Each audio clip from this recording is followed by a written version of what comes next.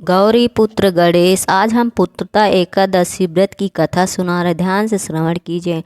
द्वापर युग के आरंभ में महिष्मति नाम की एक नगरी थी, जिसमें महिजीत नाम का एक राजा राज करता था। लेकिन पुत्रहीन होने के कारण राजा को राज का सुखदायक नहीं लगता था। उसका मानना है कि संतान न होने उसके लिए यह लोक परलोक दोनों ही दुखदायक होते हैं।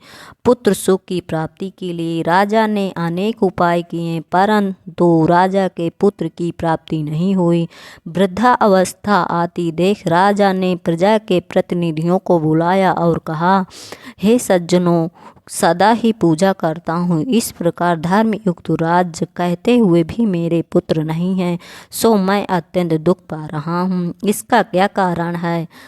राजा महिजीत को इस बात को विचारने के लिए मंत्री तथा प्रजा ने प्रतिनिधि बन को गए। वहाँ बड़े बड़े ऋषि मुनि के दर्शन किए। राजा की उत्तम कामना की पूर्ति के लिए किसी श्रेष्ठ तपस्वी मुनि को देखते फिरते रहे। एक आश्रम में उन्होंने एक अत्यंत वयोवृद्ध धर्म के ज्ञाता बड़े तपस्वी परमात्मा के मन लगाए हुए निराहार जितेंद्र जितात्मा जित क्रोध सनातन धर्म के गुण तत्वों को जानने वाले समस्त शास्त्रों के ज्ञाता महात्मा लोमस मुनि को देखा, जिनका संकल्प के व्यतीत होते पर एक रोम गिरता है। सब ने जाकर ऋषि को प्रणाम किया। उन लोगों को देखकर मुनि ने पूछा, आप लोग किस कारण से आए हैं? निसंदेह आप लोगों का हित करूँगा। मेरा जन्म केवल दूसरों के उपकार के लिए ही हुआ है, इसे संदेह मत करो।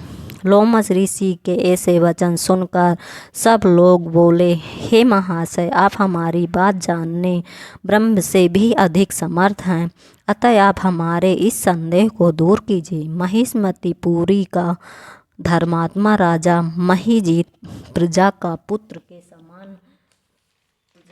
के समान करता है, फिर भी यह पुत्रहीन होने के कारण दुखी है। उन लोगों ने आगे ही कहा, हम लोग आपकी प्रजा हैं, अतः उसके दुख से हम भी दुखी हैं। आपके दर्शन से हमें पूर्ण विश्वास है कि हमारा ये संकट अवश्य दूर हो जाएगा, क्योंकि महान पुरुषों के दर्शन मात्र से अनेक कष्ट दूर हो जाते हैं। अब आप कृपा करके राजा के पुत्र होने का उपाय बताइए।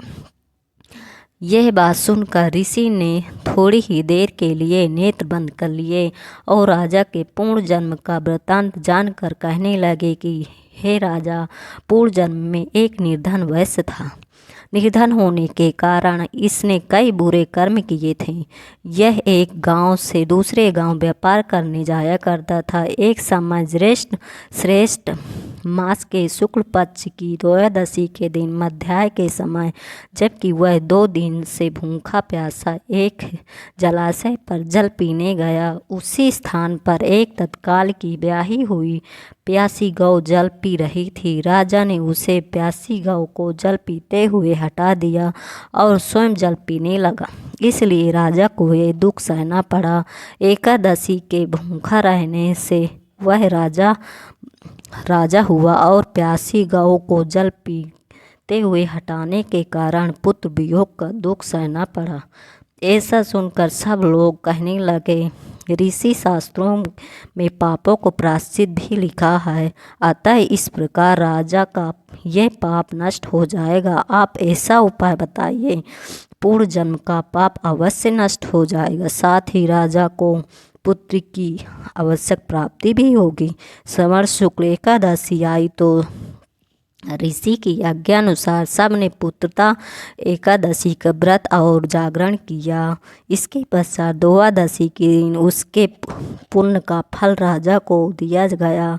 उस पुण्य के प्रभाव से रानी ने गर्भ धारण किया और प्रसव काल समाप्त होने पर उसके एक बड़ा तेजस्वी पुत्र उत्पन्न हुआ। इसलिए हे राजन, इस श्रावण शुक्ल एकादशी का नाम पुत्रता पड़ा। अतः संतान सुख की इच्छा हासिल करने वाले इस व्रत को अवश्य करें। इसके महत्याय को सुनने से मनुष्य का सब पापों से मुक्त हो जाता है और इस लोक में संतान सुख भोग कर परलोक में स्वर्ग को प्राप्त होते हैं। अगर आप भगवान विष्णु को दिल से मानते हैं तो वीडियो को लाइक कर देना और चैनल को सब्सक्राइब कर देना। हे एकादशी माता, जैसी सबकी इच्छाएं पूर्ण करती हैं वैसे ही सबकी रक्षा करना। बोलो एकादशी माता की जय। बोलो विष्णु भगवान की जय। बोलो गौरी पुत्र गणेश की जय। जैसी सबकी मनोकामना पूर्ति हो वैसे सबकी रक्षा करें। बोलो विष्णु भगवान की जय।